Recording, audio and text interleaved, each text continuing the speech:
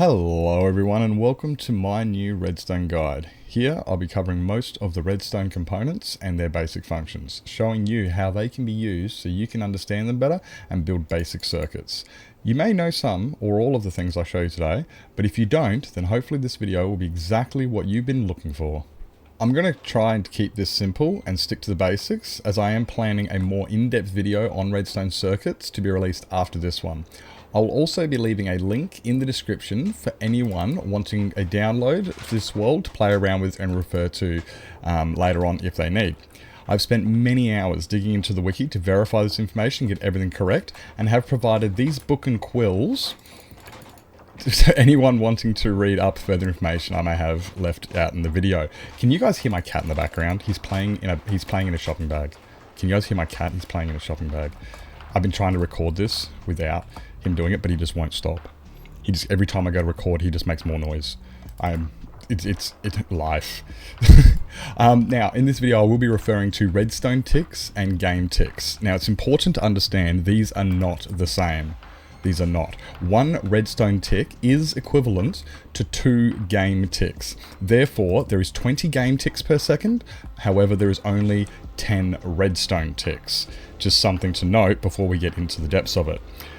So, without further ado, and in no in particular order, let's get right into it. Starting with the most obvious redstone component, Redstone Dust.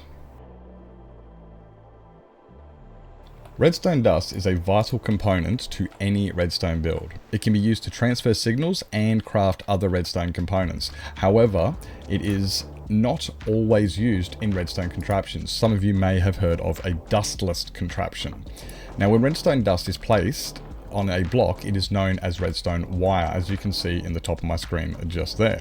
Now, dust can be placed on almost every solid block with a full top surface, including glass blocks, but it cannot be placed on leaf blocks. When it is powered, a maximum signal strength of 15 can be achieved, and powered redstone dust will hard power any block it is directed into and soft power any block it is placed on. This does exclude transparent blocks. Now, one of the benefits of transparent blocks is it can be transferred up without cutting off the signal strength, unlike solid blocks. However, it cannot travel down transparent blocks as it can with solid blocks. Next up, we have the Redstone Torch. Now, a redstone torch is a non-solid block that produces a full-strength redstone signal on all sides adjacent to it. Let me just flick that off right there. Except for its attached block, and can power the block directly above it. It deactivates while the block is attached to is powered. You can also use it to power other redstone components such as pistons, droppers, and lamps, as you can see just here. Now, it should be noted that a redstone torch will not change its state for one redstone tick or 2 game ticks, so it cannot be used for instant power transfer. And a common occurrence people experience while using redstone torches is it accidentally building a burnout clock. This is when a torch is placed on the side of a block, dust on top of that block, and a block above the redstone torch. This will cause a rapid pulsing of the torch until it burns out. Over to the next block, we have got ourselves a redstone lamp, which is a lamp here. We found the lamp. Now, redstone lamp is a solid block that produces light when activated with a redstone signal, like sus. When activated, the lamp will turn on immediately. However, once unpowered, it takes 2 redstone ticks to turn off. Now, there isn't really much else I can cover when it comes to redstone lamps, but if you wanted to know, they do produce a light level of 14. So, on to the next block. The block of redstone, also known as a redstone block. Now, a block of redstone is a mineral block equivalent to 9 redstone dust. It acts as a permanently powered redstone power source that can be pushed by pistons, which is really, really convenient. A block of redstone will always output a signal strength of 15 and cannot change its state by to be unpowered, even by a redstone torch. This will always be powered. Nothing in the game can change it. Maybe a debug stick. Maybe a debug stick could, but not in vanilla survival anyway. Moving on to the Redstone Repeater. A redstone repeater is a block that produces a full strength signal output from its front when it is powered from the rear, with 4 configurable delay settings. It can also be used to lock into a power state by its side being directly powered, like thus. Now, a repeater can be used in 4 different ways: to either repeat redstone signals back to full strength, delay signals like these ones, or prevent signals moving backwards, or to even lock signals into state like shown over here. In its default state, a repeater will have a delay of 1 redstone tick, and each setting will add 1 redstone tick per notch, giving a maximum of 4 redstone ticks or 8 game ticks. This next block, the Redstone Comparator, is probably one of the hardest to explain, so let me just try and cover it in the most basic form we can, and we'll get into a more in-depth in the next video. Basically, if it has a signal from the side, it will do nothing. It will compare, as the name suggests, a comparator, the signal from the rear. Now, if the signal from the rear is less than the side, it will not work. If the signal is the same from the rear, it will work. And it will always repeat the same signal from the rear out through the front. That is in its basic form. When you put it into subtract mode as such, what it will do is it will subtract one side from the other. So if we get a signal strength of 15 out through the rear, and then we minus off 11, it will subtract 11 from 15, giving out a signal strength of 4. It is just a glorified calculator. Another notable feature of the comparator is it is also used to get a signal out of other blocks. As shown with this copper bulb here, it will detect when it is on and detect when it is off. It can also get signals out of crafters, droppers, dispensers. It can also get signals from barrels, chests, furnaces. There is a full list inside this book for those who download the world. Hopper minecarts when they're on the top of detector rails, furnaces, smokers.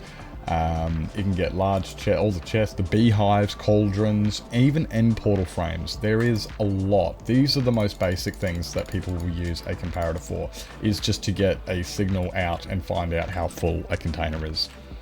Now we have the target block. Target blocks are fantastic when used in tight areas to redirect a redstone signal where you don't have room for a repeater. They also detect a projectile being put into them, and the closer you get the projectile to the center, the greater the signal will be when it comes out. It does pretty much all of your projectiles, including ender pearls. Noteblocks are probably one of the most boring yet useful blocks you can use in a redstone circuit. They are a solid block, so they will carry a signal all the way through them, and they do create nice pretty sounds. And also, when you power them, they will only give out an activation upon the initial powering of it, and will not do another one when unpowered. This is why they are really, really good and useful for the original T flip-flop everybody used to use, because you could just give a observer a quick signal and it would then do a quick pulse, nice and easy, just like that. You'll see these all through redstone contraptions for that exact reason, because they only give out a quick signal immediately. Talking about T flip-flops, let me introduce you to the copper bulb, the block that made T flip-flops ridiculously easy. With this block, when you power it, it will change its state to the on position, and when you unpower it, it maintains in the on position, which is really, really useful for exactly that, a T flip-flop. You can use a comparator out the back of it, and it will hold that signal, carrying it through, telling you that that block is on. This is a brilliant, tiny version of a T flip-flop. The T flip-flop is now 2 blocks wide, as opposed to the old ones, which were 4 or 5 if you include the air gap behind it. These things are amazing. Another very important block in redstone contraptions is the observer block. An observer is a block that emits a quick redstone pulse from its back when the block or fluid directly in front of its face experiences a change. Now this includes note blocks being tuned. It includes strings with entities going through it. It includes the faces of pistons and even the movement of the observer itself. Now, as observers can detect the state of other observers placing two adjacent observers, each watching the other, you can make a fast and compact redstone clock, just like this. And the pulse emitted has a strength of 15 with a delay of 1 redstone tick. You've seen me using levers in this, lever, either or. You've seen me using them in quite a few of the examples we've had here earlier, and they're one of the most basic things you can use in a redstone circuit. It's as simple as you flick it on and it has a signal strength of 15. It can be put on the sides of blocks, the tops of blocks, underneath blocks, and it can even power the block directly above it. Soft power. It'll hard power the block it is on and soft power the block directly above it. It is a very quick and easy way to show off most of your redstone contraptions because, well, it's a simple on-off. It's a lever. It turns things on and off. Another simple way to power your devices is using buttons, the wooden button and the stone button. These buttons are not the same. A wooden button will give off a strength that lasts 30 game ticks or 15 redstone ticks, where a stone button goes for 20 game ticks or 10 redstone ticks. So this one here is about 150% longer than the other one. You can see that if you push both of those, you can see that this light will stay on for a little bit longer than this light here will. The easiest way to really tell the difference between them is if you push these here, you can see that that one there will emit 8 items and this one over here will emit 5 items. So yes, they have different strength lengths. Now the hopper is a very simple contraption, but it can be a little bit complicated. There is 22 pages just in this book alone. But the basic functions are simple. You put items into the top and they will transfer down to the bottom. If you lock the hopper from the top, it will not be able to transfer anything. If you unlock it, it can then start transferring items. And the hopper has 2 functions, pushing and pulling. So it will try and push an item out, but before it does that, it will try and pull it out. Meaning if you put blocks into the top, it will pull them out of the hopper above it before it can push it into the chest to the side, showing you that the bottom chest will always get filled up first.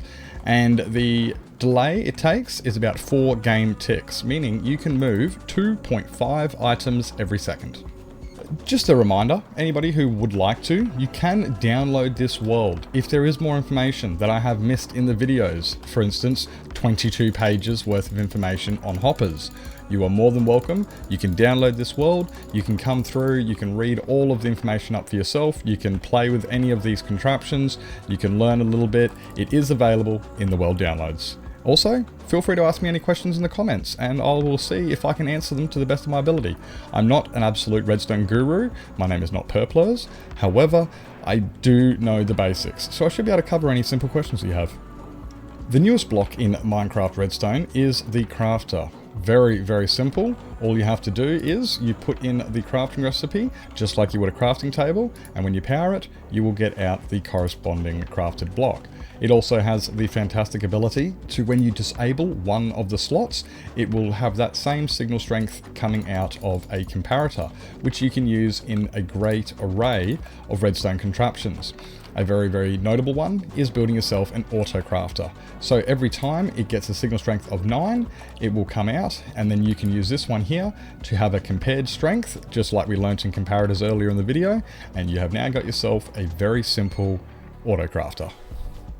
Another block people get regularly confused with each other is the dispenser and the dropper. Not the same. A dropper will do exactly that. It will just drop the item on the floor, whereas in a dispenser will dispense the item, essentially shooting it out. It works the same when you have yourself a water bucket. It will dispense the water bucket, it will dispense TNT. However, if you use a dropper, it will simply put the entity, just drop the entity onto the ground. It's alright, that didn't blow up over there. Fine, guys. It will just drop the item onto the ground, where a dispenser will dispense it out. Droppers are used are fantastic to be used in drop evaders, which is when you want to get an item from the bottom all the way to the top. And what it will do is it will just drop the item into the dropper directly above it. And with that, we're therefore constantly moving an item up. A drop evader. Pistons are fairly simple to understand. They move items. And a sticky piston, the difference is it will hold on to its item. Whereas if you use a regular piston, it will not hold on to it, and you'll have to return it in another way. These are good for piston feed tapes, where you just push the item on. However, if you're using flying machines, things that are stuck together, where you want a block to return, you do want to use a sticky piston. Now, just note it, that a piston can only move up to 12 blocks. It cannot push more blocks than 12. So they are a little bit limited, and you have to be a little bit wary on how many blocks you're trying to push at any given point in time. Pressure plates. These ones, quite simple to be honest. Come over to the wooden pressure plate, it will detect anything that stands on it, and will always, including entities, and will always give out a strength of 15. The stone pressure plate will not give out a signal when you put an entity on it, but it will with a mob and a player, again, so always a signal strength of 15. The light-weighted pressure plate, it will give out a signal strength for every entity that is on it, including players. So the more entities you put on it, the greater the signal strength comes out. The heavy-weighted pressure plate is the same, except everything is by 10. So you will have to put 11 different blocks onto this just to get it to a signal of 2. And then it goes up. 21 will get you to 3, and so on and so forth. I don't think anyone's ever going to use these, let's be realistic. Second last block we've got in the list is the daylight detector. The daylight detector is a block that outputs a redstone signal based on the amount of sunlight it receives. If you invert it using right click, causing it to instead output redstone signal based on the darkness of the sky. So the brighter it is, the greater the signal, the darker it is, the greater the signal. Really quite simple as that one. And the last block in the list is, well, it's a bit of a slightly complicated one. Tripwire hook. Simple as that. All you have to do is you put a tripwire hook on either side of 2 solid blocks, and you put a string in between it. This can go up to 40 blocks long. You can have 40 pieces of string between each side and it will still activate. And it's as simple as that.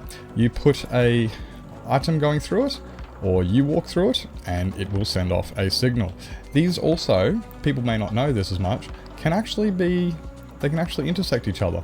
Not many people know that, but yeah, you can actually put 2 tripwire hooks in the same piece of string. And there you go. That is all of the redstone blocks, mostly. Okay, we didn't cover lecterns, we didn't get into composters, there's a little bit more, but I think that stuff there is more for the advanced redstone video. This is just the basics. So I hope it has covered everything and people have got maybe a little bit of better understanding. Maybe somebody learned something they never knew before. Maybe this video went straight over your head and you had no idea what I was talking about. Maybe you think I'm an absolute idiot because all of this stuff is just basic knowledge to a general redstone person. Well, either way, I hope you enjoyed it. If you have any comments, please let me know down in the description. If you have any suggestions for further videos, let me know. And I'll see you guys all in the next one. Ciao for now.